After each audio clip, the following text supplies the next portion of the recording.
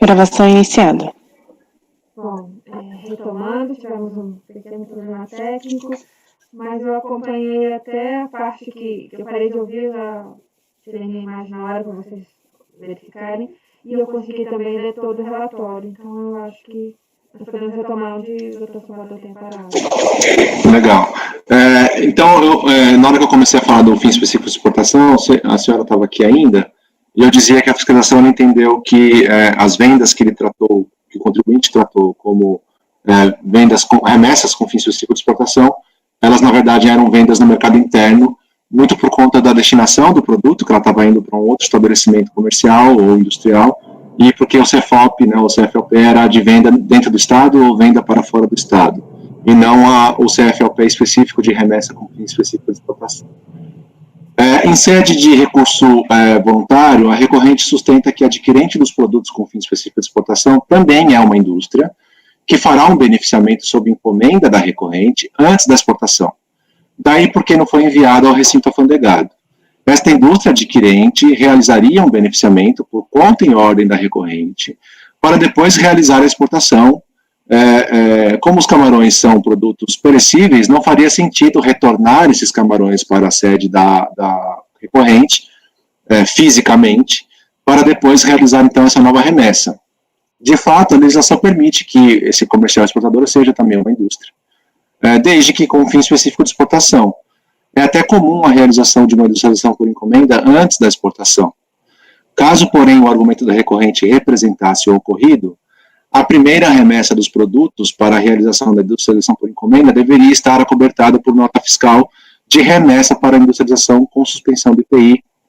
Ao término da execução da encomenda, deveria ser emitida pelo executor do beneficiamento uma nota fiscal de retorno com suspensão do imposto, mesmo que seja um retorno simbólico. A legislação permite esse retorno simbólico, com a permanência física dos produtos na sua posse, né, na posse do industrial do executor da encomenda. No momento seguinte, então, uma nova fiscal deveria ser emitida pela recorrente com fim específico de exportação, CFOP 5501, tendo como destino a exportação remetido diretamente para embarque por conta e ordem da comercial exportadora. Nenhum desses documentos consta dos autos, nem mesmo o memorando da exportação para demonstrar que a exportação foi realizada em nome da recorrente. O que há nos autos são notas fiscais de venda de produção própria, em que pese contenham um carimbo criado pela própria recorrente e aposto na nota fiscal com os dizeres remessas com fim específico de exportação. A nota fiscal, no entanto, juridicamente estampa uma operação de venda no mercado interno. Não se pode perder de vista que o caso em análise é uma perda de compra, cujo ônus de prova recai sobre a contribuinte. A fiscalização apresentou provas para afirmar que não se trata de exportação indireta. Em contrapartida, a recorrente não trouxe as provas necessárias, nem mesmo por amostragem, para provar que houve a remessa com fim específico de exportação. Ao invés disso, seu recurso pediu diligência e prazo para a juntada dessas provas. Com isso, leva o provimento nesse ponto. Então, a conclusão é conhecer do recurso voluntário para dar parcial provimento, permitindo a apuração de crédito presumido relacionado com as exportações diretas. Esse é o meu voto, presidente. Muito obrigada, doutor Salvador. Temos alguma observação, algum comentário? Por favor, doutora Ari. Quanto ao segundo ponto, eu concordo com o Marcelo. Quanto ao primeiro, eu acho que houve uma falha terrível da fiscalização e não averiguar o livro que foi apresentado. Mas, como a minha observação é a seguinte: como nós estamos, no primeiro ponto, entendendo a essência sobre a forma, que não é necessária a escrituração do livro de IPI, porque o crédito é um bem maior, que a essência é apurar o crédito. Não é bem isso. Não é bem isso, Ari. Sim. Não é mas, essência sobre... Não. Não. É uma ideia generalizada, estou falando. Que dispensou-se, de certa forma, a escrituração do livro do jeito que a legislação exige para que se apure o crédito.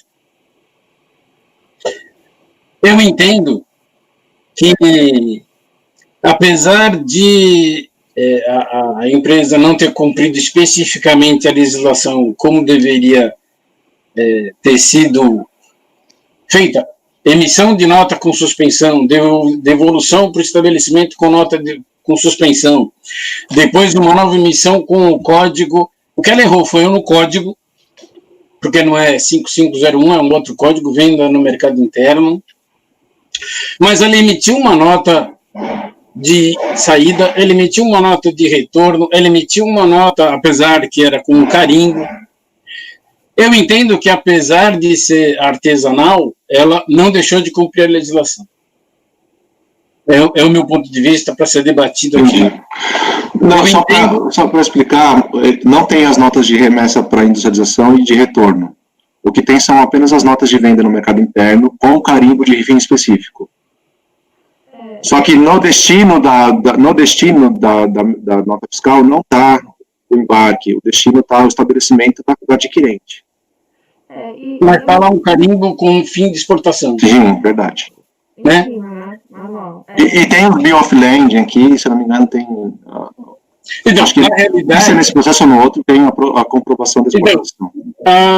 Na realidade, a mercadoria nunca voltou para o armazém. A própria fiscalização constatou que a mercadoria ia para o armazém, apesar de ser um armazém geral, de não ser um armazém alfandegado, ela ia lá, ela ia porque, faticamente, ela não podia voltar, porque senão ia estragar. E que a empresa não tinha condições de manter esse produto que era perecível. Então, na realidade, ela destinou para exportação. Eu estou entendendo o seguinte, gostaria que é uma posição para ser avaliada. A empresa não deixou de cumprir o requisito que a norma exige, que é colocar no armazém para exportação. Com certeza houve falhas da empresa, com certeza a legislação não foi cumprida à risca, mas ela não deixou de ser cumprida também. Eu costumo ser um pouco mais rigorosa nesse ponto, porque eu acho que aqui, na verdade, é uma questão de crédito à exportação, né? E é aquela questão da comercial exportadora. Nós temos uma legislação, na verdade, nós temos dois tipos de empresas comerciais exportadoras, e essa, né, que utiliza a Lei 9532, ela tem requisitos próprios, né, que são relacionados a obrigações acessórias, mas visam também a garantia da fiscalização, né, e do próprio crédito. A comercial exportadora que pode receber o produto, que pode ficar até 6 meses, ela tem que ter, inclusive, condições, né, patrimônio líquido mínimo, de garantia, etc.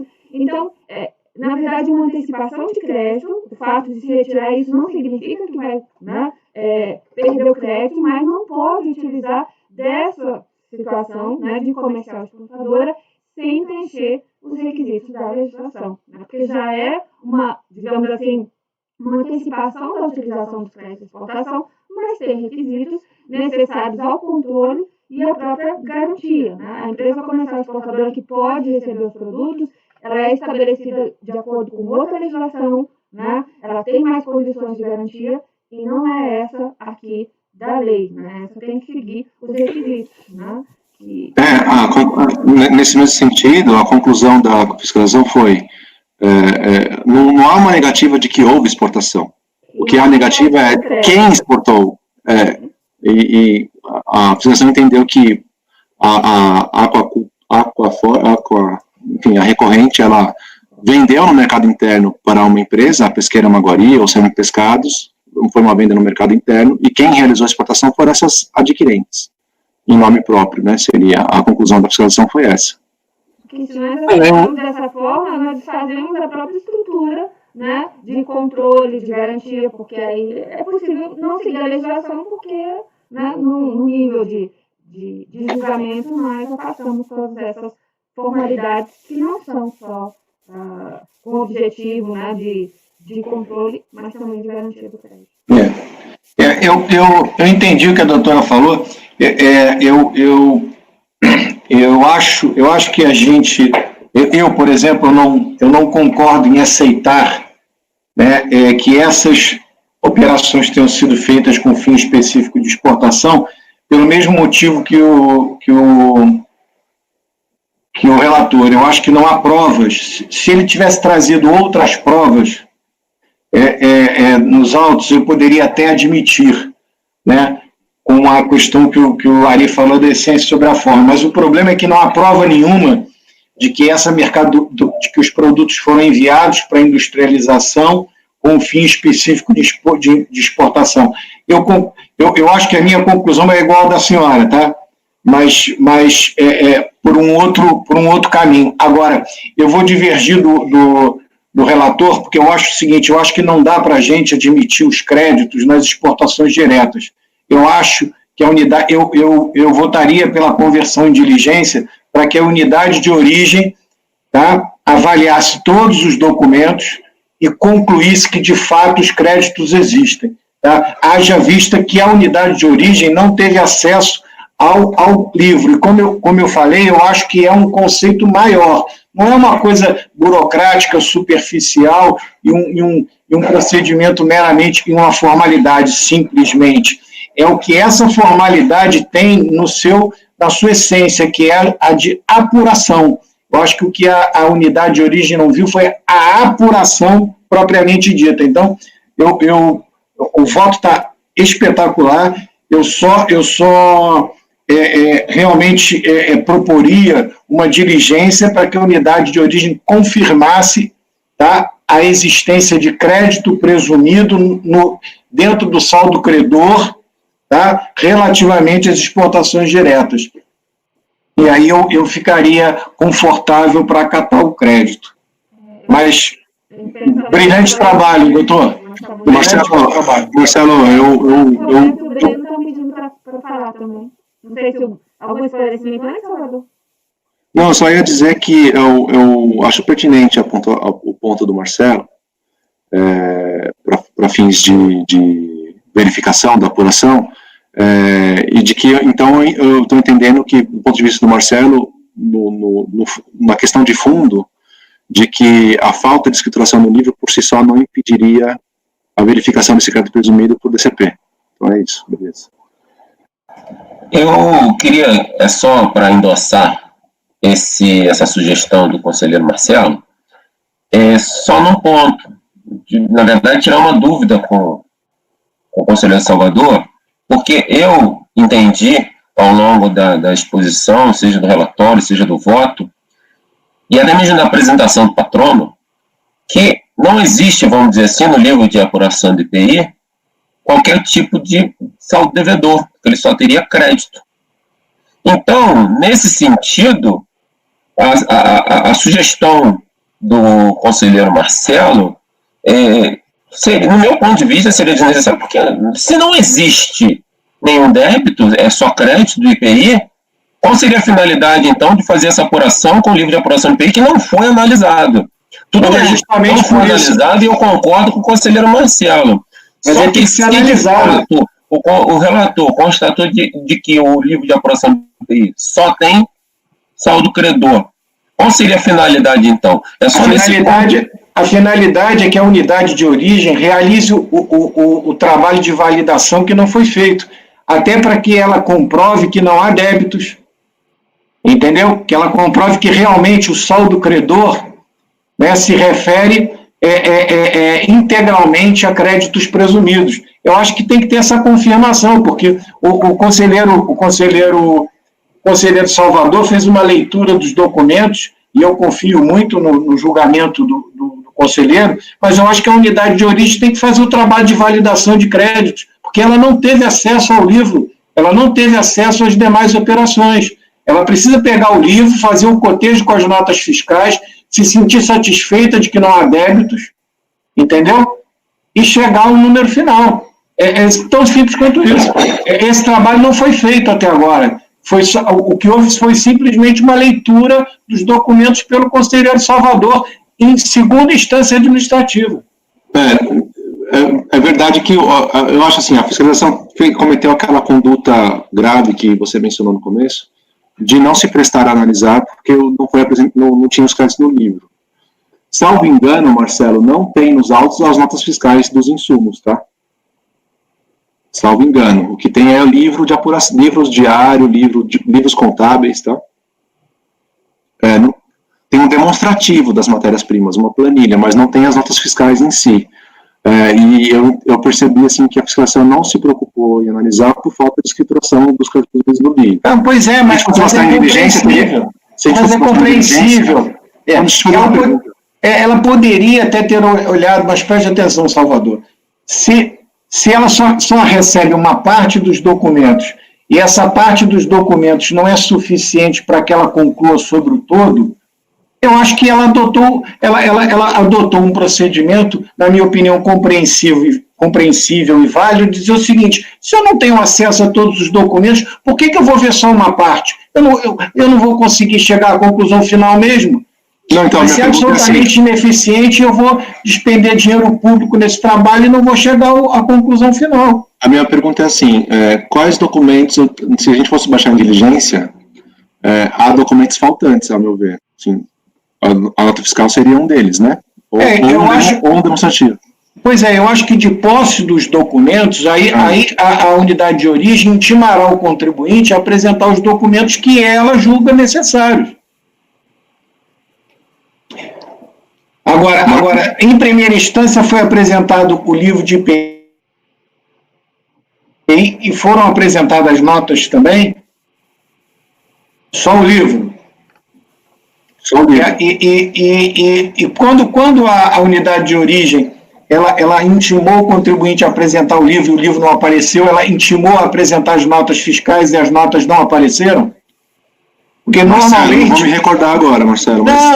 Não, deixa eu te explicar por quê, cara. Porque, veja só, se lá atrás ele foi intimado a apresentar as notas e não apresentou, aí a gente tem que pensar duas vezes, entendeu? Eu não estou certo da nota fiscal em específico, mas foi requerido demonstrativos, né? E os livros contábeis, tal, livro de inventário, né? Isso foi apresentado. As notas fiscais em específico, Marcelo, não estou me lembrando mesmo. Porque se não foi pedido, aí a gente pode até falar agora, que a gente pode até propor agora. Agora, a gente tem que tomar cuidado também, senão a gente está abrindo uma nova fiscalização, né? E mais ou menos é isso que a gente está fazendo mesmo, tá? Mas, sem eufemismo. Mas a minha preocupação só é que esse livro, ele chegou em segunda instância e provavelmente não estava escriturado, a empresa escriturou, entendeu? E agora está apresentando no curso do processo. Marcelo, meu microfone está ativado? Tá.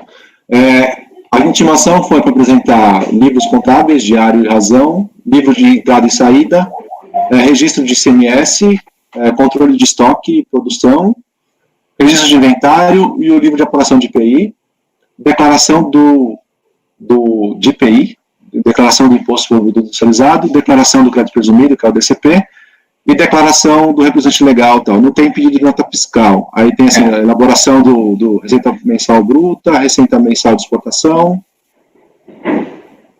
Aí deixa eu ver o que mais tem embaixo, peraí. Custo mensal de aquisição no mercado interno, os insumos correspondentes a matéria-prima produto intermediário, material de embalagem, declaração em 2 vias assinadas e declaração em Excel, enfim. Então, a unidade de origem não pediu as notas e por isso ela não está nos autos. Isso. Tá? Então, a gente agora pode na diligência, né, abrir essa possibilidade, como o livro apareceu, né, do contribuinte ser intimado para apresentar as notas que dão suporte aos lançamentos no livro. Marcos quer complementar o que ele estava dizendo? Aí tem aqui um termo de retenção, foi retido livro diário, livro de entradas, livro de saída, livro de apuração do ICMS e livro de inventário número 1. Perdi aqui. Esses foram os livros retidos pela fiscalização.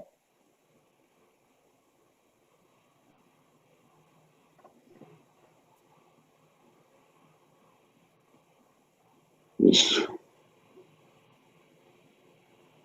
Aí depois teve uma outra intimação para apresentar esses mesmos documentos para o período de 2004, né, que aquilo lá era de 2003. E aí tem aqui o livro Razão, Contrato, Estatuto Social, Receita Operacional Bruta, Insumos utilizados no processo produtivo de PIS e COFINS, Cálculo presumido, do crédito presumido, e tem um descritivo, né, tipo um laudozinho de processo de industrialização, como é que ele funciona, exportações diretas e exportações indiretas, dos lançamentos dos créditos presumidos de PI no DCP, e um disquete contendo informações solicitadas no termo de fiscalização, que são as planilhas. Né? E aí, Marcelo, o despacho decisório veio com base na falta de escrituração do livro, mas assim, talvez tenha sido por conta dessa questão de não ter como bater e não ter como conferir, enfim, uma questão mais global. Né? Mas eu inicialmente achei que não era como fundamento do despacho decisório. Foi por uma questão de falta de cumprimento formal, eu percebi que o fiscalização não quis analisar os demais livros contábeis, que ele poderia fazer a análise dos créditos presumidos pelos livros contábeis, pelos registros de entrada, tinha o livro de apuração do ICMS, enfim, acho que ele poderia ter feito esse trabalho. Né? Mas, assim, se a turma concordar com a diligência... Aí, passando para a diligência, a gente fica só no primeiro item, né? Isso. Eu fiquei com uma dúvida. E de onde apareceram essas notas fiscais com carimbo aposto? Ninguém viu. A nota fiscal de exportação. Nota fiscal de exportação, sim. Essas apareceram. Isso. Uhum. Então, eu realmente concordo com o doutor Marcelo.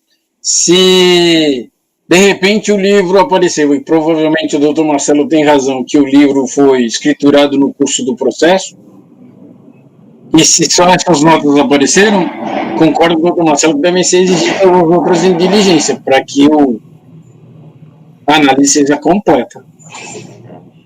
Acho que é mais prudente.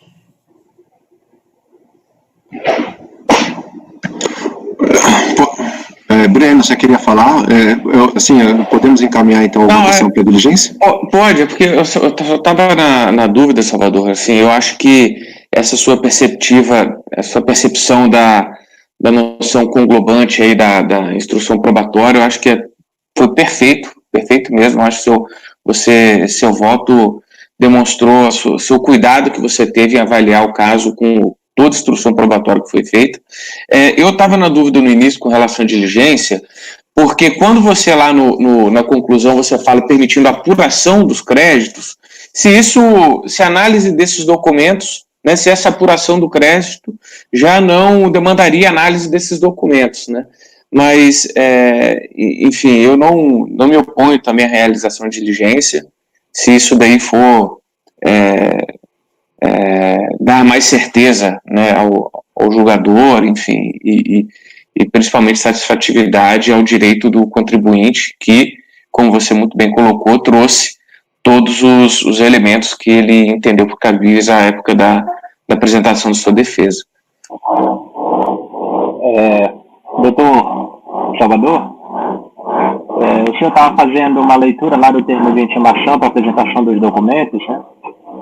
E visualizou que não teria sido solicitada a nota fiscal lá das aquisições, não é isso? Eu estou dando uma olhada aqui, está lá na página 19 do PDF, do processo, aliás, tem um item nesse termo de intimação, o item 20, em que tem um esclarecimento aqui: manter agrupado em ordem cronológica as notas fiscais de compra referentes aos insumos que originaram os créditos presumidos de IPI, relativos à Lei 10.276 de 2001, no período de 1 de 2002 a 12 de 2003. Ou seja, tem vários itens, né? E esse item está tipo como se fosse já na parte da observação, mas na verdade é um requerimento, né? Até o item 25, não sei se eu consegue... É verdade, Marcão. Aqui, esse daí é do exercício de 2003, né, que não é o do caso, que é o do caso, o próximo item da pauta. Mas seguindo aqui na página 27, tem o Pro 2004, aqui, o item 18 do termo de intimação do ano de 2004, página 27. Manter agrupadas em ordem cronológica as notas fiscais, mas é manter agrupado, ele não pediu, né? Ele pediu? O que significa manter agrupado? Pois é, como é que pede para manter agrupado se ele não pedir, né? É um negócio bem complicado de entender aqui nesse termo de intimação. Mas Acho que aqui é manter agrupado lá na empresa, porque nomear um funcionário para acompanhar os trabalhos desse mandado de procedimento fiscal, discriminando claro e precisamente todos os poderes que lhe forem conferidos com fins do seu bom e fiel cumprimento. Então, Marcão, ele não acusou o não provimento das notas fiscais. Ele não acusou isso, entendeu? O problema todo é esse, pois é. Se ele tivesse não acusado... disse que não recebeu, entendeu? Porque eu acho que se a empresa tivesse sido intimada a apresentar as notas fiscais e não tivesse feito, eu acho que não seria em sede de diligência que a gente o faria. Mas eu acho que isso não aconteceu. Ok.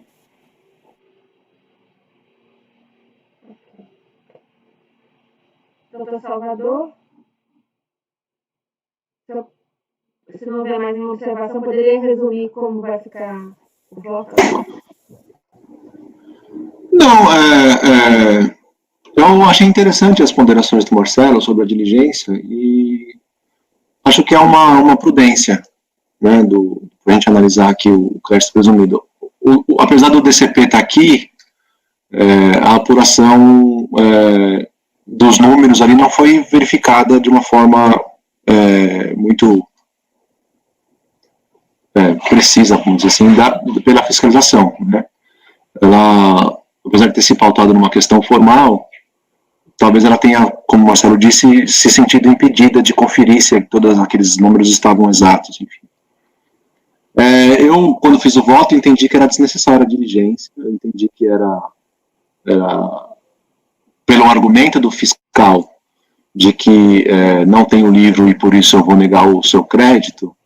Isso, apesar de ter todos os documentos na mão, ele poderia ter trabalhado em cima desses documentos, eu entendi que ele assumiu o risco, né, de eu entender que o livro não era um elemento essencial, poder, por outros meios de prova, encontrar esse crédito e dar provimento.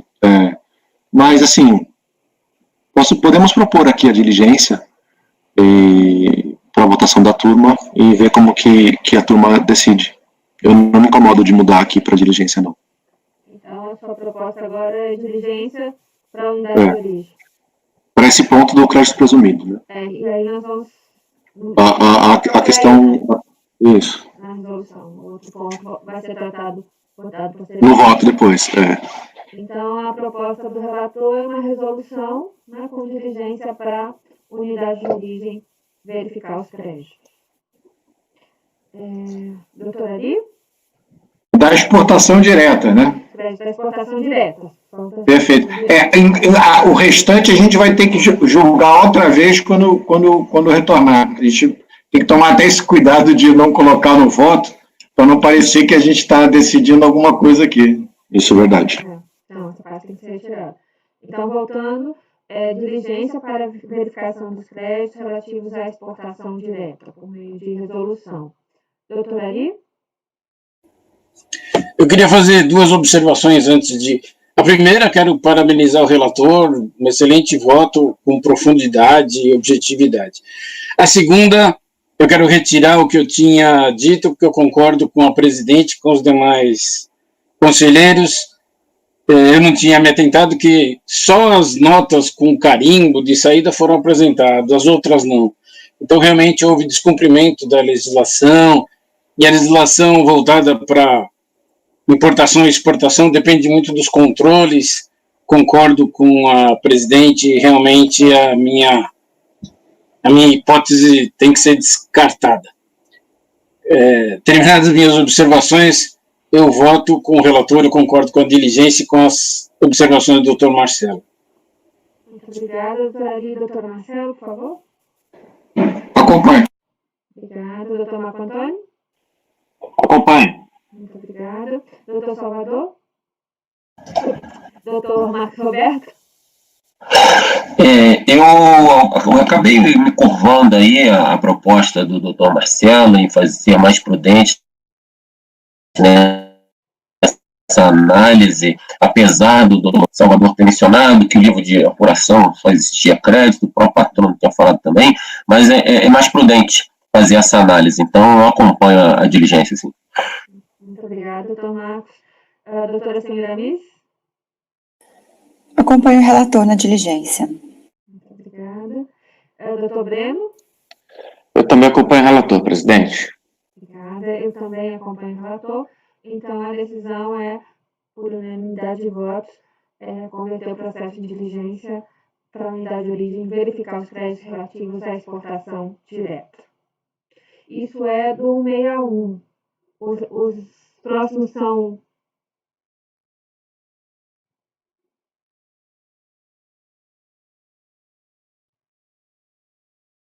Salvador. 162 é o mesmo cenário fático. A diferença é que ele é o quarto trimestre de 2003. E a diferença lá é que, em relação ao voto do remessa com fim específico à exportação, é exatamente igual ao que está aqui nesse processo. E em relação aos créditos presumidos, eu neguei provimento, porque, primeiro, não tem o DCP, não foi apresentado o DCP, e o despacho decisório, além da falta de ter utilizado como critério de decidir a falta do livro de apuração, também foi utilizado como critério as respostas que o contribuinte apresentou em sede de fiscalização, de que no período de 2003 ele não teve apuração de crédito presumido. Ele não teve base de cálculo para apuração, porque os seus insumos não davam direito a essa apuração. Eu até vou ler aqui, se vocês quiserem abrir. Então, por conta disso, essa parte do crédito presumido de IPI, eu neguei provimento nesse processo aí, no item 162 da pauta, que é o final do 2751. Então, a recorrente, ela não trouxe os mesmos documentos que foram trazidos aqui nesse processo. Nem o DCP se encontra nos autos, e tem também uma resposta da intimação que ele disse que os insumos que ele adquiriu em 2003 não davam direito ao crédito presumido. Se vocês forem abrir o PDF, vocês vão encontrar essas respostas. Eu até coloquei aqui no meu voto, deixa eu ver. Nesse caso, nem o DCP ele apresentou? Nem o DCP ele apresentou, e aqui nas folhas 9 do voto está assim, ó. No entanto, a fiscalização afastou a existência do crédito pelo fato de que todos os insumos utilizados para a produção de produtos exportados não terem sofrido a incidência das contribuições do PIS e da COFINS, fato confirmado pela recorrente. Aí está aqui o termo de verificação fiscal. No item 9, a linha 1 da página 2 dos termos acima, que não houve incidência das contribuições do PIS e COFINS nos insumos adquiridos de 1/1/2002 a 31/12/2003. No item 10, não houve incidência do crédito presumido de IPI no período de 1/1/2002 a 31/12/2003. Estamos tratando aqui do quarto trimestre de 2003, tá? Então, o contribuinte, ele afirmou essas questões na sua resposta à intimação e não trouxe nenhum elemento de prova para depois corrigir esse ponto de vista, essa afirmação. Então, eu neguei provimento integralmente aqui, nesse caso. Algum esclarecimento, alguma dúvida? Podemos passar a votação?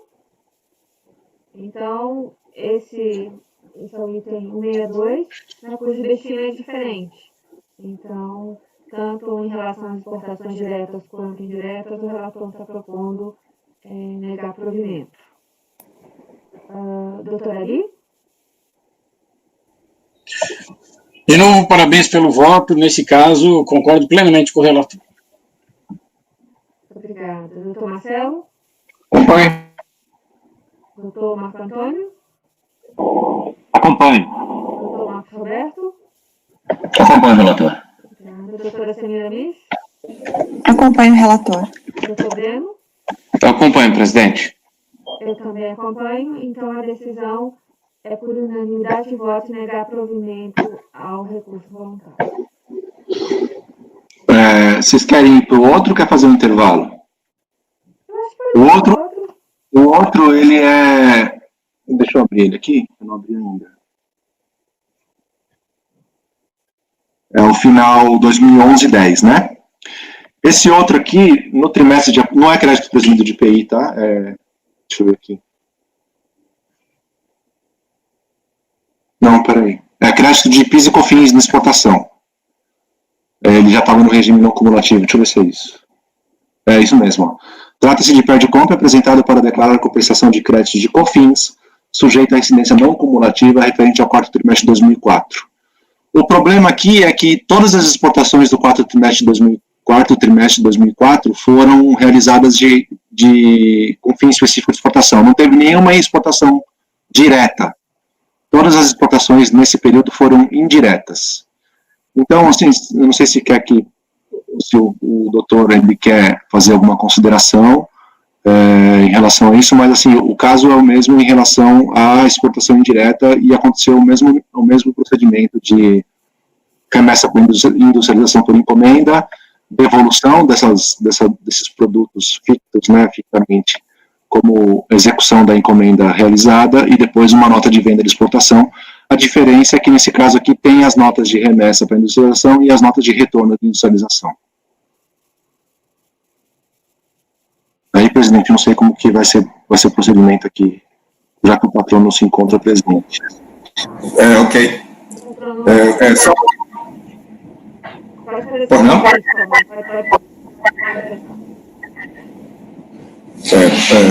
Basicamente é ratificar o que já foi dito anteriormente, e eu confesso que me surpreendo muito por ter atuado ao redor de 50 anos, 40 e tantos anos como exportador, tanto exportador direto como exportador indireto, como pode-se atender uma legislação que é impraticável.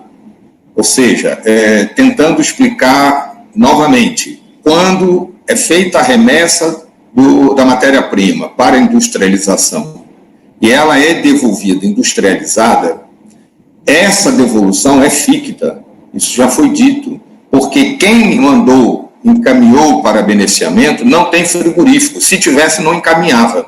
Então ele encaminha para beneficiamento, recebe fictamente processado. A documentação de ida e vinda, ela é fiscalizada pela Secretaria da Fazenda. A Secretaria da Fazenda, ela interfere nesse processo através do memorando de exportação. Exportar, mandar uma mercadoria para o exterior, não é como vender na esquina uma mercadoria qualquer. Tem todo um processo, tem todo um rito. Tem um rito de IBAMA, tem um rito do Ministério da Agricultura, tem todo um rito. Não é uma coisa assim, comum, simplória, que pode mandar sem documento, que pode fazer. Se não tem um determinado documento, a fiscalização, a falha da empresa, tudo bem, isso pode ser provado num outro momento e certamente será no judiciário.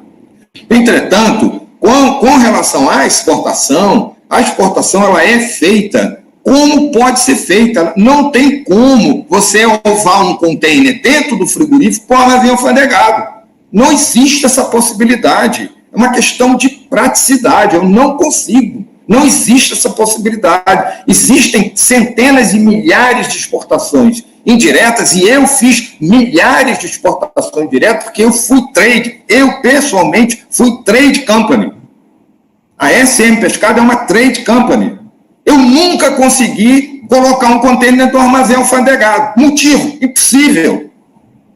Impossível. Não tem como a empresa que está vendendo a mercadoria para uma comercial exportadora fazer via armazém alfandegado. Não existe essa possibilidade. Por que não existe? Porque o container é ovado dentro do frigorífico.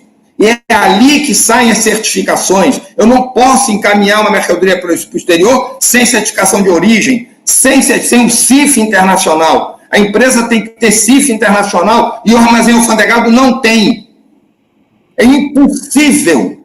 Então, como funciona a exportação? É encaminhado para beneficiamento, volta beneficiado fictamente, ova o container dentro do frigorífico e a nota fiscal tem que ser feita no mercado interno. Eu não posso fazer uma nota fiscal para exportação se eu estou vendendo para uma comercial exportadora. Tem que ser uma nota fiscal interna. O que pode ter de erro? O código do CFOP. Pode, isso acontece inúmeras vezes. Mas feita a venda no mercado interno da produtora para a comercial exportadora emite a sua nota, ela sim, emite a sua nota para o exterior. É ela quem manda a nota para o exterior. Isso tem um rito, tem um processo dentro da Secretaria da Fazenda. Isso tem que ter o memorando da exportação, tem que ter o BL. Como diz que no caso anterior, por exemplo, não tem como comprovar. O BL é o documento do BL, é um conhecimento de embarque internacional. O conhecimento de embarque internacional ele tem registro interno, inclusive no navio, no registro de bordo. Então, dizer que não tem como comprovar a exportação, me desculpem, mas para quem vive do comércio exterior, sabe que não tem como fazer do jeito que está sendo comentado aqui. É impossível. É quase que humanamente impossível. Eu não posso passar por cima do certificado da agricultura. Não tem como. Eu não posso ovar o contêiner no armazém alfandegado. Eu tenho que armazenar aonde o Serviço de Inspeção Federal permite e ele certifica. Quer dizer, eu entendo, para quem não vive do comércio exterior, não sabe do rito do comércio exterior, eu entendo. Mas é impossível que tenha uma remessa, emissão de nota para retirar no armazém alfandegado. E como é que ele iria para o armazém alfandegado? Para retirar do armazém alfandegado, primeiro tem que ir para o armazém alfandegado. Eu queria saber como. Como é que esse camarão iria para o armazém alfandegado para a nota fiscal sair do armazém alfandegado para o navio? Eu gostaria de entender. Porque é humanamente impossível, legalmente impossível. Eu estaria ferindo normas do Ministério da Agricultura. Eu estaria ferindo quem é que certifica? Qual é a certificação que sairia do Serviço de Inspeção Federal dizendo que aquela mercadoria está adequada para exportação para aquele país? Que as normas do RASAB estão atendidas. Como é que o Ministério da Agricultura iria certificar que o RASAB foi atendido? Como? Humanamente impossível. Então, se falta o documento, se não está a comprovação, se a nota fiscal está com código errado, tudo bem, ninguém vai trocar o número agora do código de CFOP. Mas não afirmar que a mercadoria não tem como comprovar que ela foi exportada, permitam-me dizer que é impossível que não comprovar, porque existe uma Secretaria de Comércio Exterior, existe um MDIC que tem todos os controles, porque isso tem rastreabilidade. Você não consegue mandar uma mercadoria para o exterior sem rastreabilidade. Se a rastreabilidade vem desde um insumo que é comprado para criar o camarão. Dizer que não tem como saber, desculpem, mas é muito simples saber. É só pedir a comprovação, seja do Ministério da Agricultura, seja da própria empresa, porque existe um documento de rastreabilidade do produto. Ele não sai, ele não entra nos Estados Unidos, ele não entra na Europa se não tiver um documento de rastreabilidade. Então, dizer que não exportou, é impossível dizer que não exportou quando tem prova da documentação de exportação. Muito obrigado. Obrigada, doutor Sérgio. Bom, como a gente já discutiu no ponto anterior, o problema não é falta de comprovação de exportação, e nem falta de comprovação de que foi enviado para armazém. É naquela alternativa de envio para embarque imediato, e tem prova da exportação. O problema é saber quem exportou, né? O controle da Receita Federal e o controle aduaneiro aqui é para saber quem exportou, porque quem exportou que terá a titularidade dos créditos. Então, a controvérsia aqui, ela está relacionada com dois pontos. Está fazendo um eco aqui, quando eu falo. Eu vou deixar todo mundo mudo, aí você... Tá. Então, a controvérsia, primeiro, tem glosa de crédito de PIS e COFINS, porque alguns produtos não foram considerados insumos da produção, e também tem a receita vinculada às supostas receitas decorrentes de remessa da exportação. Aqui nesse ponto, é importante considerar para os senhores que todas as exportações, nesse caso, foram indiretas, tá? Então, eu entendo que se a gente decidir que as exportações diretas não foram comprovadas, que a discussão dos insumos, ela perde um pouco o objeto, né? Porque aí não haveria esse crédito vinculado à exportação. Claro, ele pode ter o crédito de insumo para uso interno, tal, para deduzir do próprio PIS/COFINS interno, mas não para fins de ressarcimento e para fins de compensação. Então, as remessas com fim específico de exportação, elas devem observar alguns critérios, como eu falei lá no outro processo. A fiscalização argumenta que, a partir das análises dos documentos fiscais juntados aos autos, que não houve remessa para fim de exportação, mas sim venda no mercado interno. Caso assim seja, os créditos apurados sobre os insumos e que estejam vinculados a essas receitas não podem ser objeto de ressarcimento ou compensação, nos termos dos parágrafos 2º e 3º do artigo 6º da Lei 10.833. Com isso, caso o entendimento nesse julgamento seja por confirmar a conclusão fiscal, no sentido de que as receitas tidas como exportação serem, na verdade, receitas obtidas no mercado interno, resta afastada a possibilidade de utilização do crédito para fins de ressarcimento.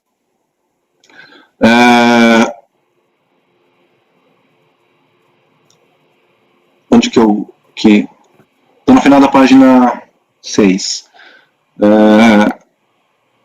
Caso a pessoa jurídica, como a recorrente, tenha realizado vendas para comerciais exportadoras com fim específico de exportação, as próprias leis acima referidas estabelecem que a comercial exportadora, que houver adquirido mercadorias de outra pessoa com fim específico de exportação, ficará sujeito ao pagamento de todos os impostos e contribuições que deixaram de ser pagos pela empresa vendedora, acrescido de juros e multa, no caso da comercial exportadora não comprovar o seu embarque para o exterior em 180 dias. Não é o caso, tá? As mercadorias foram exportadas. Tratando do que deve ser entendido como remessa com fim específico de exportação, o artigo 39 da Lei 9532 de 97 estabelece que o produto vendido deve ser remetido diretamente para embarque de exportação ou para um recinto alfandegado, por conta e ordem da pessoa jurídica que adquiriu esses produtos com fim específico de exportação. O mesmo conceito está previsto no Decreto-Lei 1248 e no Decreto 4532. Pois bem, no TVF o agente fiscal afirmou que a contribuinte relacionou as folhas 82 e 83 às saídas consideradas como vendas com fim específico de exportação para empresa comercial exportadora. No tocante ao quarto trimestre de 2004, essas saídas deram por meio de 30 notas fiscais de venda, então aí os números, afirmou ainda não haver no sistema da Receita Federal registro de exportação direta por parte da interessada no período em análise. Além das notas fiscais, a fiscalização analisou os despachos de exportação emitidos pelas comerciais exportadoras, memorandos de exportação e conhecimento de transporte internacional, sustentando que tais documentos não se prestaram a comprovar o requisito para a fruição da isenção das contribuições, qual seja, mercadorias vendidas pela recorrente sendo enviadas diretamente para o embarque de exportação ou recinto alfandegado, por conta e ordem da comercial exportadora adquirente. Portanto, a fiscalização concluiu se tratar de operações no mercado interno, descaracterizando a remessa com fim específico de exportação. Aqui está o trecho do TVF, em que a fiscalização ela comenta todas as notas fiscais, descreve como foi a operação, enfim. Em sede de recurso voluntário, eu estou na página 9, a recorrente sustenta que a adquirente dos produtos com fim específico de exportação também é uma indústria que fará um beneficiamento sob encomenda. É a mesma discussão que a gente viu nos processos anteriores. Tá? Aqui eu coloco o seguinte. Eu explico aquela questão de remessa com suspensão, retorno com suspensão, e aí deve haver, então, uma venda para exportação, com o CFLP 5501, tendo como destino a exportação, remetido diretamente para embarque, por conta e ordem dessa comercial exportadora. Realmente, como salientado pela douta TRJ, é irrelevante que a exportação tenha sido realizada. Vou só repetir aqui. É irrelevante que a exportação tenha sido realizada, pois o que se pretende controlar não é se houve a exportação, mas sim quem exportou, o que altera completamente a possibilidade de utilização dos créditos da COFINS no CARDCOMP. As notas fiscais emitidas para supostamente subsidiar as remessas com fins específicos de exportação se tratam de notas fiscais de operação de venda no mercado interno, a uma porque conta com CFLP de venda em operação de conta própria, né, operação de venda de produção própria. A duas porque teve como destino, não teve como destino um embarque para exportação ou mesmo um recinto alfandegado, mas sim o endereço do estabelecimento da própria empresa exportadora, como se vê das folhas tais, bem como de todo acervo probatório juntado em sede de manifestação de conformidade. Não se trata de mero formalismo ou de mero erro nota fiscal, pois a operação representada no documento não atende aos requisitos da legislação para o seu enquadramento como fim específico de exportação, disposto na legislação não apenas para o controle fiscal, mas principalmente para o controle aduaneiro. E aqui eu cito um voto da Lisiane, que foi inclusive um voto vencedor num caso em que eu fui relator. Que naquele processo eu tinha entendido a comprovação, e ela explica bem aqui como é que é o controle aduaneiro nessa questão de exportação, de como que funciona esse controle aduaneiro para a comprovação, o destino da mercadoria ser direto para o embarque, então não pode ir para o estabelecimento da comercial, tem que ir para o destino diretamente para o embarque, ou para o recinto alfandegado, enfim. Então, nessa feita, restam descaracterizadas as operações como remessas com fim específico de exportação, devendo ser tratadas como operações no mercado interno. Assim, os créditos de insumos relacionados com tais receitas não podem ser objeto de perde-comp. Aqui eu analiso o insumo. O recurso voluntário foi posterior ao recurso especial 1221-170, em que já tinha um repetitivo, então, dizendo que o insumo é essencialidade, e o contribuinte, na sua defesa, ele trouxe argumentos sobre não cumulatividade, de como que funciona a não cumulatividade, mas não trouxe uma demonstração dos produtos utilizados no processo produtivo, de porque eles seriam insumos, e aí eu coloco aqui no meu final, né? Em sede de defesa, tanto em manifestação de conformidade quanto em sede de recurso voluntário, a recorrente se limitou a trazer argumentos jurídicos de insumos, baseados no critério da essencialidade, já fixados por esse CARF e pelo STJ no RE e tal. Ao assim proceder, não discorreu sobre a essencialidade de cada dispêndio em seu processo produtivo, para fins de demonstrar sua caracterização como insumo. O documento que discrimina o processo produtivo juntado às folhas 88 e 98 não é suficiente para esclarecer quais encargos são essenciais para o seu processo produtivo. Exemplificadamente, a recorrente não demonstrou quais partes e peças de serviço de manutenção estão relacionadas com o processo produtivo, ou mesmo para lubrificante e combustíveis. Sem essa necessária correlação dos encargos com o seu processo produtivo para fim de demonstrar sua essencialidade, não há como analisar se são insumos ou não. Cabe lembrar que nos processos de perde-comp, em que se discute os créditos, o ônus da prova para demonstrar a liquidez e certeza de créditos recai sobre o contribuinte e não tem na recorrente, no caso concreto, se desincumbido de tal missão. Isto posto, voto por conhecer do recurso voluntário para negar provimento. Dá meu voto, presidente. Obrigada, doutor Salvador. Eu estava olhando aqui a sua referência ao meu voto, e é realmente essa situação, quer dizer, não é uma questão de interferir no modo de produção, no modo de funcionamento, mas que a gente tem uma possibilidade de importação indireta, né, prevista na Lei 9532, que ela exige menos requisitos do que o Decreto-Lei 1210, em relação à própria empresa, capacidade econômica, etc., mas que ela coloca certos requisitos que visam, né, a garantir o controle, né, e até a questão do próprio crédito. O crédito não se discute, mas para se ter direito à importação indireta, que é uma antecipação, né, na verdade, dos créditos de exportação, tem que ser cumpridos os requisitos da lei. Se não é possível, se a estrutura não permite, né, não é possível usar essa importação direta ou essa comercial exportadora da 9532, porque deixar de lado a lei, né, e as formalidades, isso dificulta tanto o controle quanto a própria garantia dos créditos. A lei foi né, prever todas essas características com um objetivo que é visível. Né? Então, é esse ponto. Então, o relator propôs aqui negar provimento, né, ao recurso voluntário. Nós estamos tratando especificamente das importações indiretas, né, que são todas desse processo.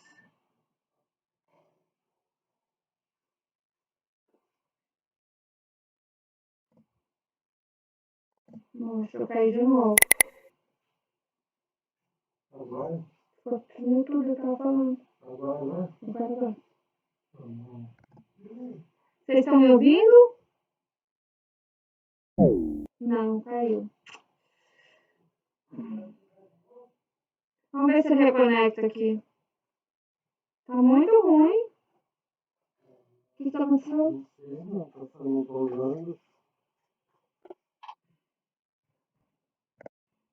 Recording is on. Vocês estão me ouvindo? Sim. Sim. Vou colocar minha imagem aqui de volta. Hoje minha internet não está ajudando. Então, eu basicamente estava comentando sobre a Lei 9532, né, que são requisitos legais que estão afeitos ao controle e à própria garantia do crédito. E, por fim, eu tinha voltado ao voto do relator, que, em relação a esse caso, que são exportações indiretas, propôs negar provimento ao recurso voluntário. Podemos passar a votação? Algum comentário? Podemos passar a votação? Doutor Ari, por favor. Eu acompanho o relator.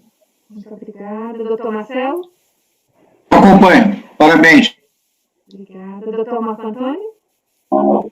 Acompanho o relator. Parabéns pelo voto, doutor. Obrigada. Doutor Marcos Roberto?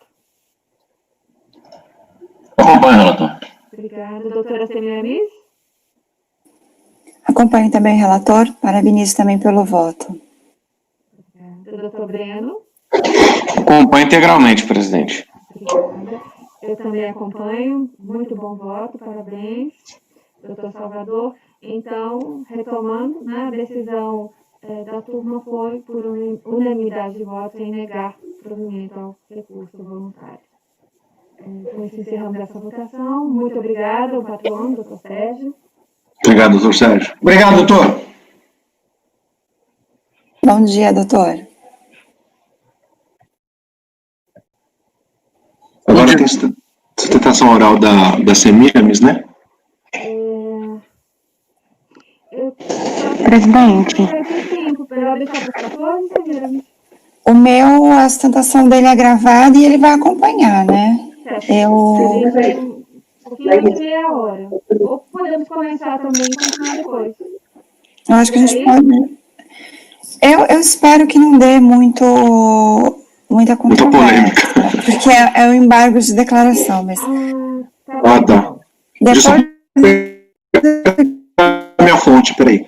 O que aconteceu no processo da SPAC, eu já não sei que tem possibilidade de dar muito ou pouca discussão, mas enfim, eu entendo que é uma coisa simples, porque o ex-presidente Inderlei aceitou só um ponto dos embargos. Então vamos fazer, se porventura não der, a gente continua.